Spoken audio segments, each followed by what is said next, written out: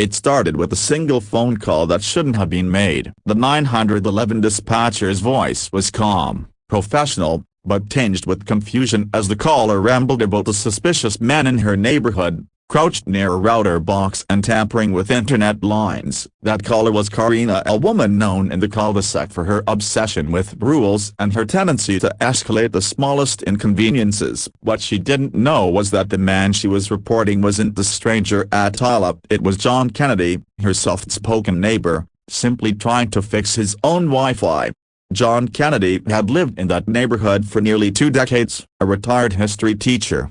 He was the kind of man who remembered birthdays, mowed the lawn for elderly neighbors, and spent weekends teaching local kids chess at the library. His life was quiet, steady, yet beneath the surface, he carried the kind of dignity and resilience that only came from years of putting others before himself. That evening, though, all he wanted was to restore his internet so he could video call his daughter, who lived across the country. Karen, peering through her blinds with narrowed eyes, decided she saw something more sinister. In her mind, John's presence outside at dusk, fiddling with wires, was suspicious. She dialed 911, telling dispatch that a man is trying to hack into the neighborhood systems. Her voice carried urgency, but what fueled it wasn't concern for safety, it was prejudice and paranoia, the kind that had made her a source of tension in the community.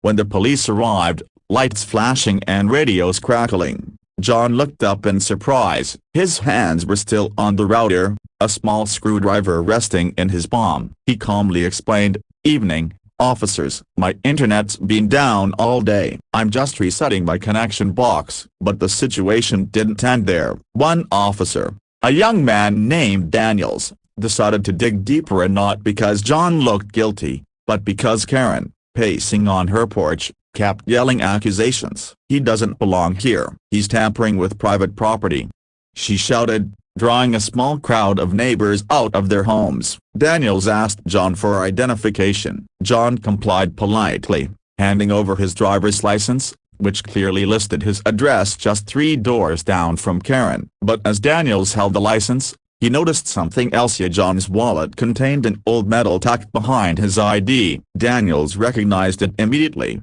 The Bronze Star Medal, awarded for heroic service. Curious, Daniels quietly asked, "Mr. Kennedy, did you serve?" John nodded modestly. "A long time ago. I don't talk about it much. Just did my duty." The crowd, listening in, suddenly grew quiet. Even some of the neighbors who had kept their distance from John were taken aback. The man Karen had painted as suspicious was a decorated veteran, a man who had sacrificed so others could live freely, including her. But the shocks didn't stop there. Daniels ran John's name through the system, and not because he suspected wrongdoing, but because it was protocol in these calls. What came back stunned even the officers. John wasn't just a veteran. He had once been honored nationally for saving fellow soldiers during a firefight overseas. His service had been covered in newspapers years ago, though he never boasted about it. When Daniels announced this aloud, the entire street fell into silence. Karen, still clutching her phone,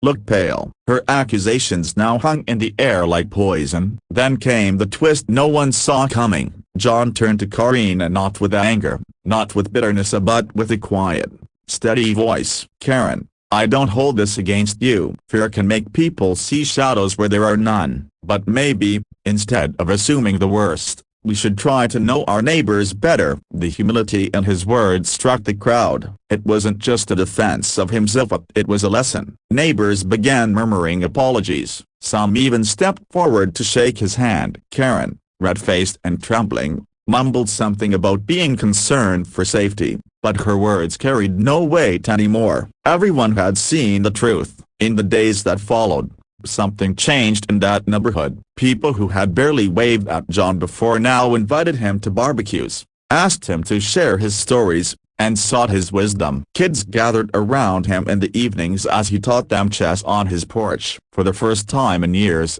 the community felt united. And as for Karen, she avoided John at first, embarrassed by her actions. But one morning, she knocked on his door with a plate of cookies in her hands. "I was wrong," she said quietly. John accepted her apology with a warm smile. "We all make mistakes," he replied. "What matters is what we learn from them." By the end, what began as a call born of suspicion turned into a story of redemption and community. John Kennedy, the man once accused of tampering, had instead reminded everyone that appearances can deceive you, but compassion, humility, and forgiveness reveal the truth.